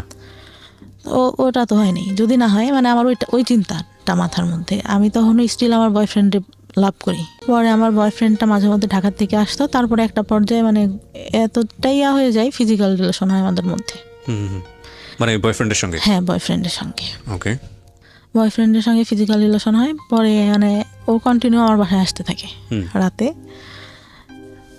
আসতে থাকে, এরকম হয়। পরে মানে ফিজিক্যাল রিলেশন হলে আমি মানে ফার্স্ট, তার আগে তো বলছি যে একটা বয়ফ্রেন্ডের সঙ্গে হয়, তো ওই টাইমটাতে ও বলতো যে ওই বয়ফ্রেন্ডটার কথাও জানতো যে তুমি এইগুলো করছো, আবার ওই যে বললাম যারা পিছনে ঘুরতো ওরা ওই বাজে কথা বলতো, না করলেও বলতো। তো ওইখান থেকে মানে আমার খুব খারাপ লাগতো যে কী রে, ওর সাথে আমার সব হয়ে গেল, ওরা আমি সব বলছি, তারপরে ও কেন আমাকে এগুলো বলে। পরে আমি একটা পর্যায়ে এরকম কথা বলতাম, আব্বু বলতো যে তোর বিয়ে হয়ে গেছে, ছেলে চাকরি করে, এত কথা তুই কেমনে বলিস। আব্বু তো আর জানতো না যে আমি অন্য কারোর সাথে কথা বলি, কিন্তু আব্বু হয়তো আজ করতে পারে একটু, আচ্ছা, যে আমি অন্য কারোর সাথে কথা বলতেছি। পরে আমি তো কিছু বলি না। পরে আমার ফোনে একদিন ফোন আসে, খাচ্ছিলাম, আব্বুরা বসেছিল, হঠাৎ করে আননোন নাম্বার থেকে ফোন দেখে আব্বু যে বুঝতে পারে যে এইটা তো আমার মানে যার সাথে রেজিস্ট্রি হয় তার নাম্বার না। পরে কিভাবে যেন বুঝতে পারে জানি না। পরে ওই টাইমটাতে আবার কি হয়, একটা ছেলে আমাকে অনেক পছন্দ করতো, আব্বুকে মামা মামা করতো। আচ্ছা।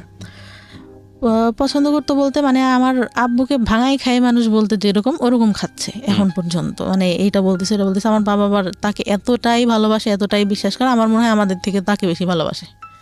আমি বললাম যে ভাই আপনি তো আব্বুকে বলতে পারেন। আমার যখন ইন্টার ফার্স্ট ইয়ার ভর্তি করতে নিয়ে যায়, তখন উনি আমাকে বলে বাইকে এটা কি বসে বিয়ের বসে। পরের ঘটনা এগুলো আপনার? না, বিয়ের আগে। আচ্ছা বলতে ভুলে গেছি। আচ্ছা। পরে উনি বলে, আমি বলি যে আপনার মামাকে বললেই তো পারেন, আপনার মামা তো আপনাকে অনেক ভালোবাসে, আমাদের তো তাহলে বিয়ে দিয়ে দেবে, আমার বলার কি আছে। বলছে আমি বলবো কিভাবে, তুই বল। আমি কি এতই বেহায়া যে আমি আমার বাবাকে যে বলবো যে আপনার সাথে বিয়ে দিক। আর আপনি মানে আমি এরকম করেই বলি যে আমি হয়ে দেখতেছি আপনাকে এরকম। আপনার গার্লফ্রেন্ড ছিল, আমার ছোটো চাচির সঙ্গে পড়তো, ওনার গার্লফ্রেন্ডটা, আপনার গার্লফ্রেন্ড আমার ছোটো চাচির সাথে পড়ে। আমি যখন ছোট তখন থেকে দেখতেছি, আমি হয়ে আমার বুদ্ধি হওয়ার পর থেকে আপনি এরকম, আপনাকে কেন বিয়ে করবো। তো কথায় কথা বলে তুই তো তাহলে প্রেম করিস না। এসে প্রেম করি না করে এটা কোনো কথা না, আমার মা বাবা যার সাথে দেবে তার সাথেই আমি থাকবো। পরে ভাই কি করে, বিয়েটা হওয়ার পরে উনি কি করলো, ওই ভাইয়াটাই মানে কার কাছ থেকে খোঁজ খবর নিতে জানি না, তাদের জমি জায়গা নাই, হ্যান নাই, তেন নেই, এসব বলে বিয়েটা 5 মাসের মাথায় ভেঙে দেয়। মানে আপনার যে রেজিস্ট্রি হয়েছিল সেই বিয়েটা ভেঙে দেয়? আচ্ছা। তা আব্বু ওই বয়ফ্রেন্ডটার কথা জানতে পারে এক পর্যায়ে। আমি বলি আব্বুর কাছে বিয়েটা ভাঙার আগে, তা বলে যে তাহলে বিয়েটা ভেঙে দিয়ে ওর সাথেই তোর বিয়ে দিব, এরকম করে বলে। কিন্তু ভাইয়া কি করলো, বিয়ে ভাঙার পরে ওই ছেলের সঙ্গে আমাকে বিয়ে দেবে না, অন্য জায়গায় বিয়ে দেবে, এই ছেলের সাথেও দেবে। আচ্ছা। আমি আমার বয়ফ্রেন্ডের কাছে বললাম। বয়ফ্রেন্ড তখন কি করতো, পেশায় কি ছিল? কিছুই করে না? পড়ালেখা করতো। আচ্ছা। ইঞ্জিনিয়ারিং পড়তেছিল। তো ও বলে যে আমি তো চাকরি বাকরি করি না, আর আমার মা মেনে নিবে না, তোমার বিয়ে ভেঙে দিছে, এটা জানলে তো আমার মা নিবেই না। আসলে ভাই কথাটা ছিল হচ্ছে আমার যতটুকু দরকার ছিল ও তো আমার কাছ থেকে পাইছে, আমাকে কেন বিয়ে করবে, আমার যতটুকু ধারণা এখন বুঝি। পরে আমি অনেক কান্না করতাম যে আমি আব্বুকে বললাম তোমার কথা, তুমি এখন এইগুলো কেন বলো। বলছে আমার পক্ষে সম্ভব না তোমাকে বিয়ে করা, আর তুমি আমার ফ্রেন্ডদের সাথেও কথা বলতা, এইগুলো তোমাকে নিয়ে যখন সংসার করবো তখন মনে পড়লে আমি এটা মেনে নিতে পারবো না। আচ্ছা। তাই বলে। পরে একটা পর্যায়ে কি হলো, আমি মানে কথা বলাটা আস্তে আস্তে বাদ দিয়ে দিলাম। আর খুব মনে পড়তো, মাঝে মধ্যে কান্নাকাটি করতাম। ও মানে ভাইয়া অকথ্য ভাষায় আমাকে গালাগালি করতো। আপনার বয়ফ্রেন্ড? হ্যাঁ, এত বাজে বাজে কথায় বকাবকি করতো ভাইয়া, আমি নিতে পারতাম না। অনেক কান্নাকাটি করতাম যে আমি তো তোমার, আমার জীবনের এমন কোনো ঘটনা নাই যে বলি নাই, তুমি এগুলো কেন করতেছো। এগুলোর জন্য আসলে একটা ফ্যামিলি এডুকেশন প্রয়োজন হয়। মানে বিয়ের আগে ধরনের অনৈতিক সম্পর্কে না জড়ানো, বা শেয়ারিংয়ের জায়গা থেকে আসলে কতটুকু শেয়ার করব, যাকে শেয়ার করছি সে আসলে এতটুকু আস্থার জায়গা আছে কিনা। সো এগুলোর জন্য আসলে একটা ফ্যামিলি আন্ডারস্ট্যান্ডিংয়ের প্রয়োজন হয়, ফ্রেন্ডশিপের প্রয়োজন হয়, এবং একটা ফ্যামিলি এডুকেশনের প্রয়োজন হয়। আমার স্কুল জীবনে ভাইয়া একটা বান্ধবী ছিল অনেক ভালো, ও ক্লাস 4 থেকে চলে যায়, তারপর থেকে আমার কোনো ভালো বান্ধবী জীবনে আসে নাই। রাইট। আপনি যে ভুলগুলো করেছেন আসলে ভুল করতে করতে শিখেছেন, তার আগে আপনি যে কেউ বলবে বুঝাবে এরকম কেউ ছিল না। রাইট। তো তারপরে কি হলো? পরে একটা পর্যায়ে এরকম বাদ দিতাম, আর আমি মাঝে মধ্যেই ফোন দিলে ওরকম বাজে বাজে কথা বলতো। পরে মানে ওই বিয়েটা ভেঙে গেলে আমি আবার আব্বুকে বললাম যে আচ্ছা যাই হয়েছে হয়েছে, ও তো আমাকেই করবে না। আর আমি মানে চিন্তা করে দেখলাম, আব্বুকে বললাম যে ও বলতেছে এই কথাগুলা, তার থেকে বিয়ের পরে যদি অশান্তি করে তার থেকে এখন হয়তো বাদ দিয়ে দেওয়াই ভালো। ওই আগে আমার যে কাবিন রেজিস্টার হয়, ওই ছেলেটা আবার মানে আমাকে খুব ভালোবাসতো, আর ওর বাবা আমাকে অনেক আদর করতো ভাই। মানে আমার মনে হলো যে আর একটা বাবা পাইছে আমার জীবনে, মানে এত ভালো লোকটা ছিল। মা ছাড়া কথা বলতো না আমার সঙ্গে কখনো, প্রত্যেকটা দিন আমি ফোন না দিলেও সে ফোন দিয়ে কথা বলতো। তা আমি একটা পর্যায়ে বললাম যে এতদিন কথা বলছি, আমার চাচাদের বললাম, আমার ফুপাদের বললাম যে আপনারা আব্বুকে দেখেন ম্যানেজ করতে পারেন কিনা, ওই ছেলের সঙ্গে আমি কথা বলি। তখনও মানে কাবিন রেজিস্ট্রি হয়েছিল ওই ছেলেটার সাথে। ও বলে যে আচ্ছা তোমার বাসা থেকে যদি দেয় আমি তোমাকে নিব, কারণ আমি তোমার অনেক ভালোবেসে ফেলছি। পরে ইয়া করার পরে কি হয়, আব্বু রাজি হইলো যাও, ওদের বাসায় গেল, ছেলে বাসায় নেই। আমার চাচা ফুপা ফোন দেয়, ছেলে ফোন ধরে না। ওর সেদিন ওর ভাবিরা ওর মারাও নাকি ভালো ব্যবহার করে না, ওর বাবা শুধু ভালো করে কথা বলে। পরে আমার চাচারা এসে বললো যে ওই ছেলে বিয়ে করবে না, হয়তো বিয়ে করতে চেয়ে ভেঙে দিবে এরকম। আচ্ছা। পরে ওই ছেলেটা আবার ফোন দিয়ে চাচাদের বলে আচ্ছা আমি একটু বাইরে ছিলাম এই জন্য ফোন, তুই ফোন ধরতা, বাইরে ছিল, আমাদের সামনে আসা নাই, ঠিক আছে। একটা কথা কি ভাইয়া, যেটা সত্যি কথা, ওই ছেলেটার অনেক বয়স ছিল, এই জন্য মূলত ও চাচাদের সামনে আসেনি। ওকে। ও ভাবছে যে এত ছোট মেয়েকে আমি বিয়ে করছি, আমার সাথে হয়তো দেখার পরে দিবে না, এই জন্য সে ভয় সামনেই আসে নাই। আচ্ছা। আমি একদিন বিয়ের পরে যখন বিয়েটা ভাঙে নাই তখন বলি যে আপনার বয়স এত বেশি, আপনি আমাকে বিয়ে করলেন, আপনি তো দেখছেন আমি তো তখন তাকাই দেখি না, আপনি তো দেখছিলেন যে আমি তাকাইও দেখি নাই, আপনার কি এটা ঠিক হয়েছে? বলে আসলে এখন বুঝতেছি ঠিক হয় নাই, তারপরে তোমার কি মানে বিয়েটা ভেঙে দিব? হয়েছে না, মেয়েদের জীবনে একবারে আমাদের যে ফ্যামিলি যে স্ট্যাটাস ছোটবেলা থেকে দেখে আসতেছি, একটা মেয়ের বিয়ে ভেঙে গেলে পরে আর ভালো বিয়ে হয় না। ছেলেটা ভাইয়া বয়স বেশি হলেও, যেটা সত্যি কথা আমার লাইফে দেখা, শ্রেষ্ঠ মানুষ ছিল, এত ভালো কথা। আর তাকে আমি ফোনে আমার বলা লাগতো না, 1 সপ্তাহ পর পর ফোনের টাকা লুট দিয়ে দিচ্ছে, ফোন দিলে কোনোদিনও ধরতো না, কেটে ব্যাক করতেছে। আচ্ছা। এরকম ছিল। পরে কি করলো হয়, আমাদের যেদিন মানে বিয়ের কথা ছিল, ওদের ওই দিক থেকে দাওয়াত টাওয়াত সব দেওয়া শেষ, তার মধ্যে তো বিয়েই করে দিয়েছে, কিন্তু আমাদের এদিকে কোনো প্রোগ্রামই না।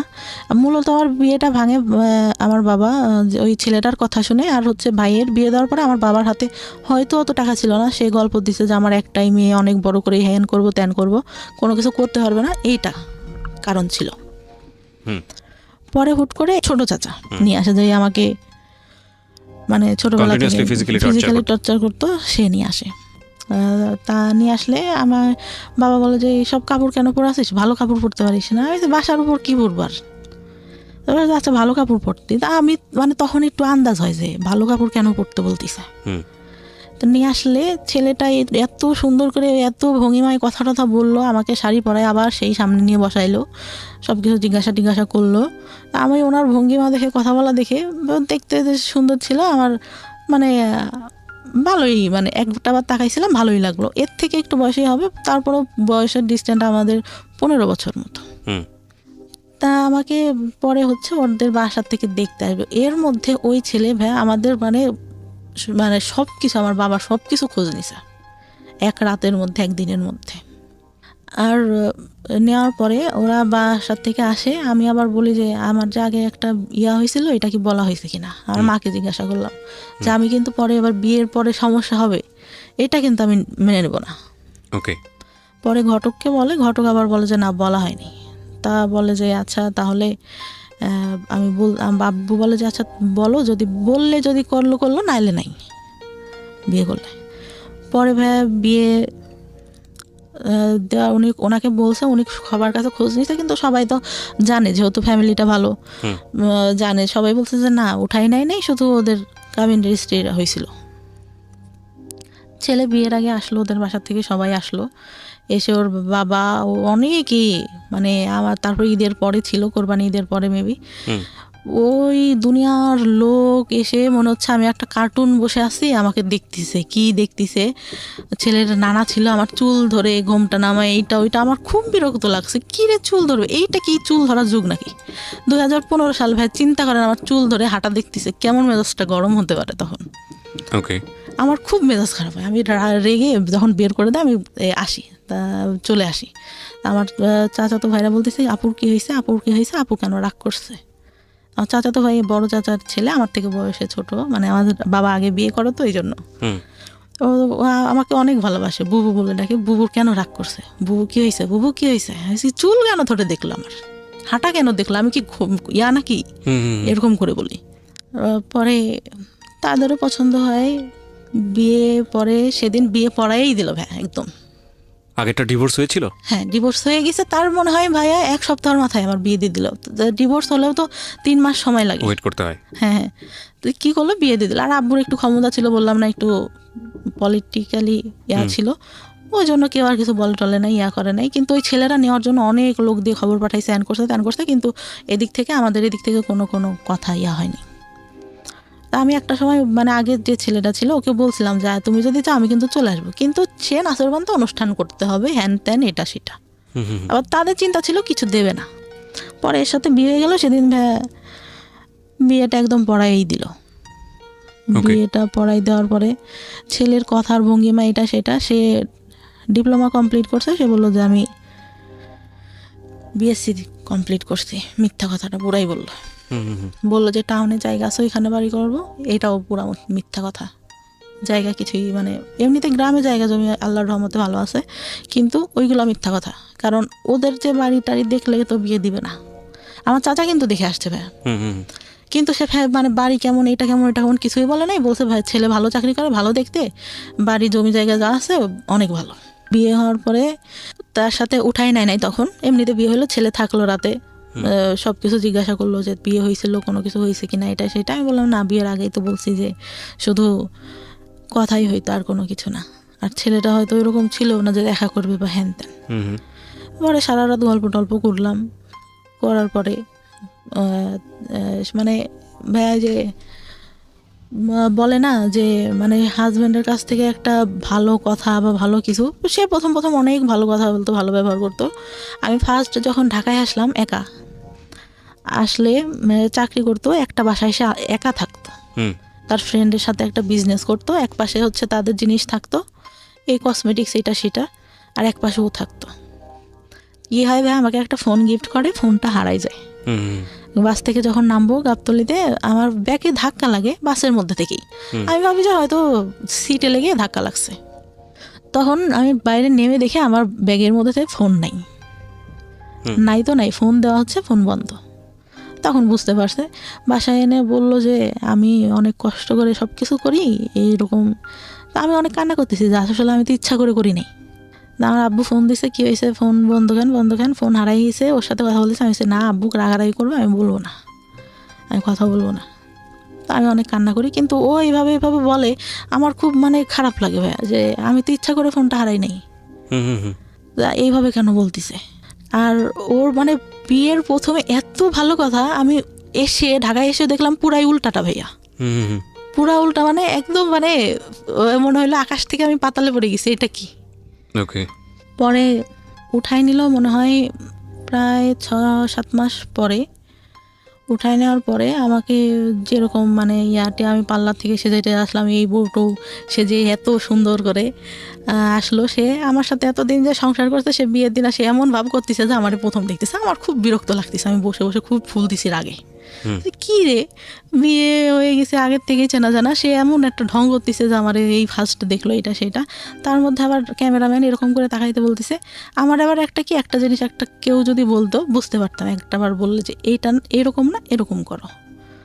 সে কি বললো, বিয়ে তো প্রথম করতেছি এই জন্য আসলে বুঝি নাই কিভাবে, ক্যামেরাম্যান বলতেছে, সে বুঝতেইছে না কি করতে হবে, তাকাইতে হবে কিভাবে কি। বিয়ে তো ফার্স্ট করলাম, আগে তো একটাও করি নাই, কিভাবে বুঝবো। আমার ওই কথাটা খুব খারাপ লাগে, কি রে এই খোটা দেওয়া শুরু করলো এটা না কেমনে কি। কথায় এই কথাটা আসতেছিল। অনেকেই হয়তো নোটিস করে, আমি নোটিস করি নাই, বিয়ের পরে ইয়া করি। তারপরে যখন নিয়ে গেল ভাইয়া, চারপাশে জঙ্গল, মাঝখানে মাটির পথ, আমাকে নিয়ে যাচ্ছে, আমি মানে সন্ধ্যা কি কই নিয়ে যায় আমাকে, এটা কই আসলাম। যখন ওদের বাসার সামনে যে নামালো ভাইয়া, আমি পুরা মানে আমি মানুষের বলে না বেশি কষ্টে হাসি পাই, আমি হাসতেছিলাম। কি এটা থেকে নিয়ে আসলো, হাফ ওয়াল, একটা ফুল ওয়াল, 2টা রুম, একটা হাফ ওয়াল টিন শেড, মানে এমন আগেকার যুগের একটা বাড়ি, এতটুকু ঘর, এটি কই আসলাম আমি। তো তখন আমার মনে সান্ত্বনা দিচ্ছি, তখনও জানি যে ওদের টাউনে জায়গা আছে, ওইখানে বাড়ি করবে। আচ্ছা, তো ওইটা বলে মনে সান্ত্বনা দিচ্ছিলাম, না জায়গা জমি আছে, বাড়ি করবে, এখানে থাকবে না, তো এখানে বাড়ি করে কি করবে, হয়তো এটা।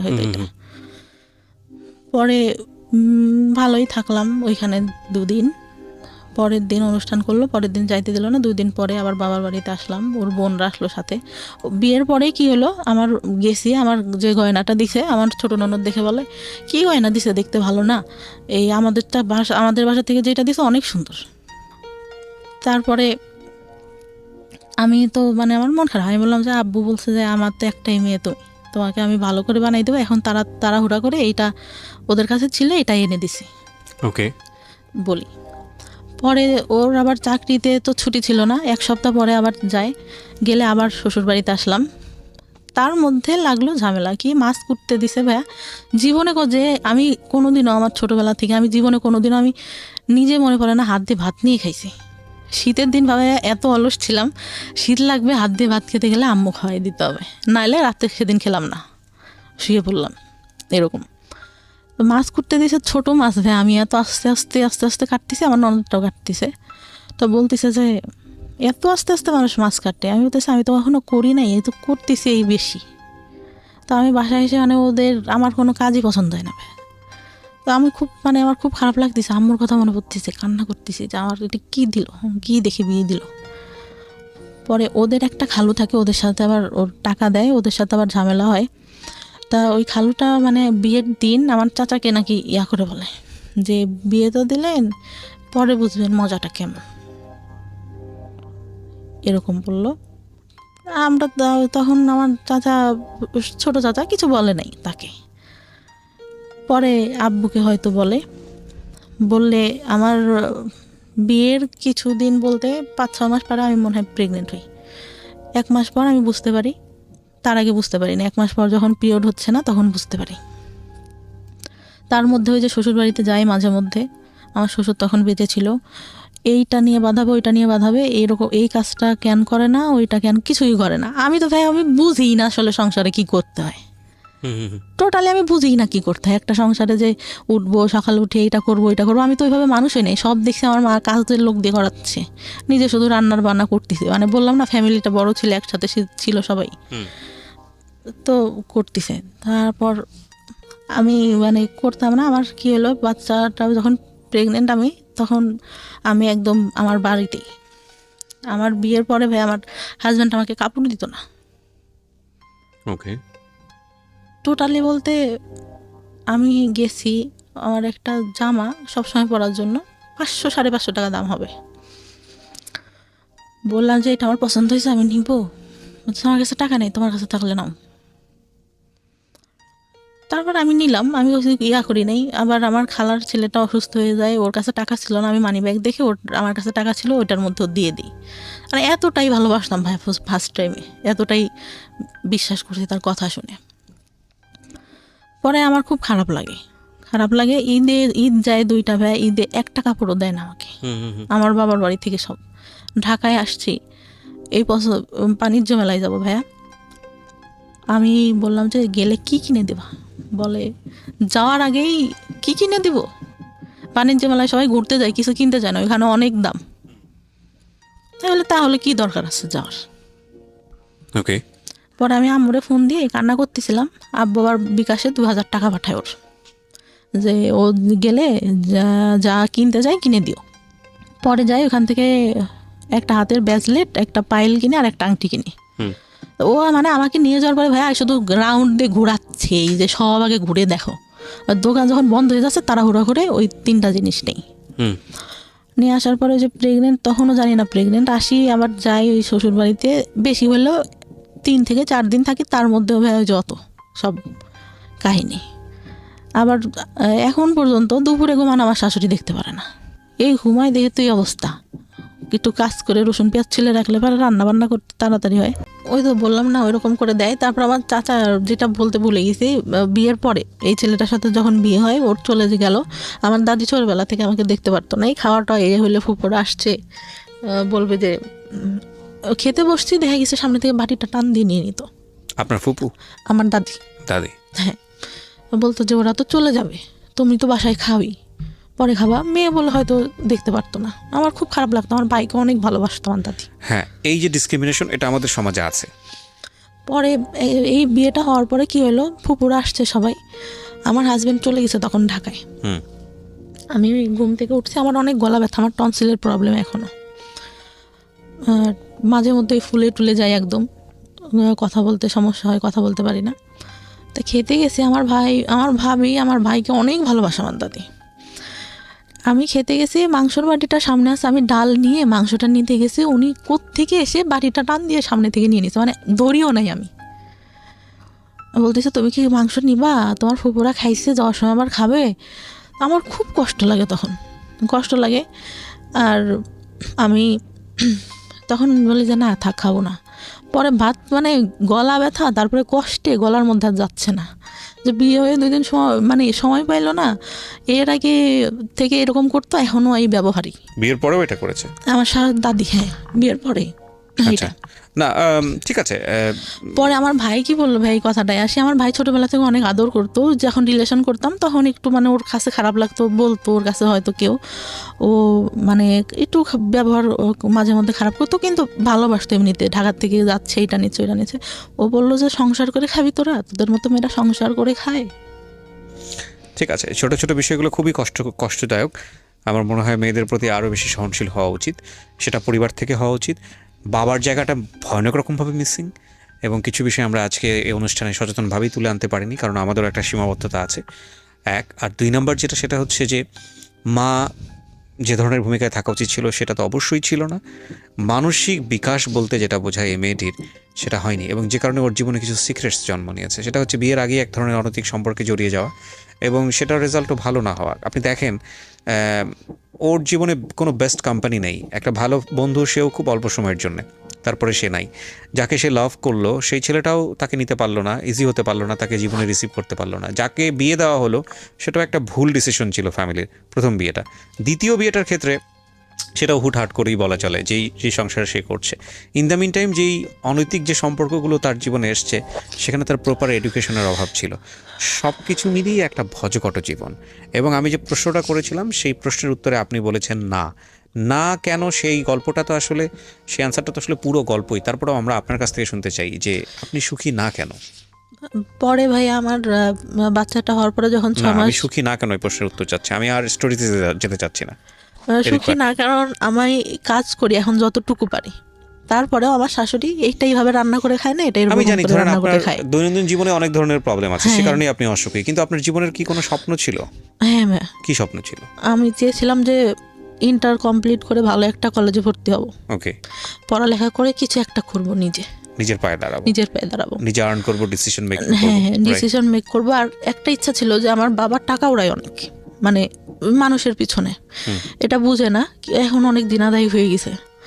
আমি চাই, আমার ভাই বিয়ে করছে, সে এখন টাকা পয়সা দেয় না, আরো পারলে বাবার থেকে উল্টা নেয়। আমি চাই তার দেনাদায়িটা শোধ করতে। মানে আপনি চাইতেন? আমি চাইতাম। বাবাদের ভুল এই সব জায়গাতেই, এবং হয়তো আপনার মেয়েটা যদি আজকে সেই রকম নিজের পায়ে দাঁড়াতো, তাহলে হয়তো আপনারই জন্য উপকার হতো। এবং আমাদের, আমি সবসময় যে কথাটা বলি, সবসময়ই বলি, এই গল্পগুলোর সাম আপ একটা জায়গায় এসে দাঁড়িয়ে যায়। Never sacrifice 2 things in your life. Number 1 is education, and number 2 is your career. এই দুটো জিনিস স্যাক্রিফাইস করলে এগুলো কখনো জীবনে রিটার্ন আসে না। বাকি জিনিসগুলো রিটার্ন আসে, কোনো না কোনোভাবে আমাদের সামনে ঘুরে ফিরে চলে আসে। হ্যাঁ, এখন সেই জায়গাটায় তো অবশ্যই আমি মাকে হারালে তো আপনি মাকে ফিরে পাবেন না, বউকে হারালে বউ পাবেন, হ্যাঁ এটা বলাই যায়।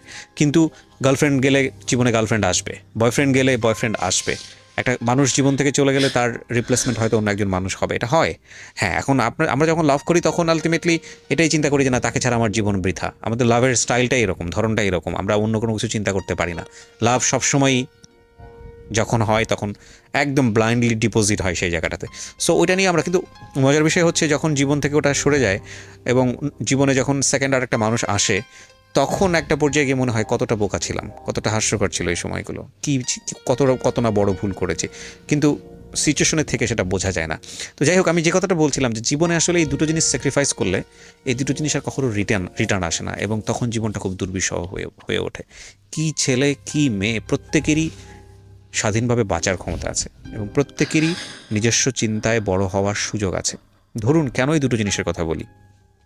এই মেয়েটি তার সংসার জীবনে সুখী না, এই মেয়েটি তার পারিবারিক জীবনে সুখী না, এই মেয়েটির একটা বাচ্চা আছে।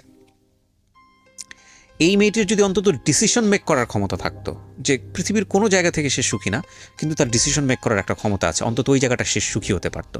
আর ডিসিশন মেক করার ক্ষমতা তখনই থাকে যখন একটা মানুষ আর্ন করে, যখন একটা মানুষের আয় করার ক্যাপাসিটি থাকে।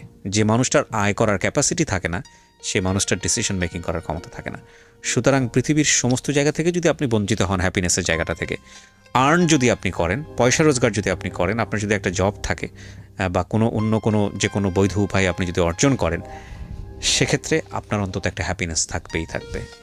So never ever sacrifice your career, and education না থাকলে ক্যারিয়ার আসবে না। সচরাচর আমরা সেটাই দেখি, ব্যতিক্রম অনেক আছে। তো এডুকেশনও আসলে স্যাক্রিফাইস করা উচিত না। এডুকেশনের স্যাক্রিফাইসনেসটা নিজের জীবনটাকে অনেকখানি দুর্বিষহ করে তোলে। এই মেয়েটির ক্ষেত্রে যেটা হয়েছে এডুকেশনের ক্ষেত্রে, সেটা পারিবারিক ভুল এবং তার নিজেরও অনেকখানি ইচ্ছার অভাব ছিল।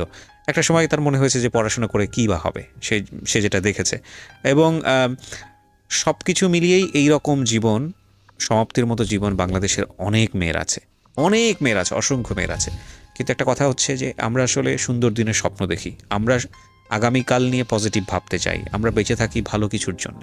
আমরা প্রতি মুহূর্তে স্বপ্ন দেখি আমাদের জীবনটা অনেক সুন্দর হবে, যে কারণেই আমরা বেঁচে থাকি। আমরা বিশ্বাস করি সৃষ্টিকর্তাতে, এবং একই সাথে আমরা বিশ্বাস করি আমাদের ভাগ্যে ভালো কিছু অপেক্ষা করছে।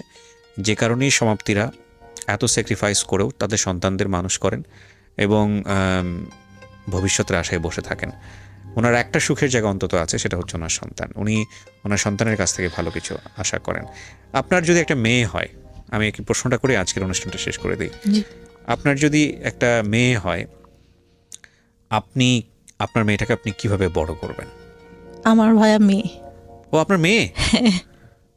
আচ্ছা, ওর বয়স কত? 3 বছর? 3 বছর। ও, তো আপনার এই প্রবলেমগুলা যেগুলো আপনি ফেস করছেন, এখন আপনি তো বোঝেন যে আসলে কোথা থেকে কি হতে পারে। সো এই বিষয়গুলোকে আপনি ওর দিকে খেয়াল রাখেন? সব সময় ভাই, সব সময়। এই যে যেরকম আমার ও বাবা বা এখনই বুঝাই যে এটা তুমি এইটা করতেছ আম্মু, এটা যদি কেউ করে তুমি আমাকে কিন্তু বলবা, শারীরিক যেটা ওটা, এটা কিন্তু সেনসিটিভ।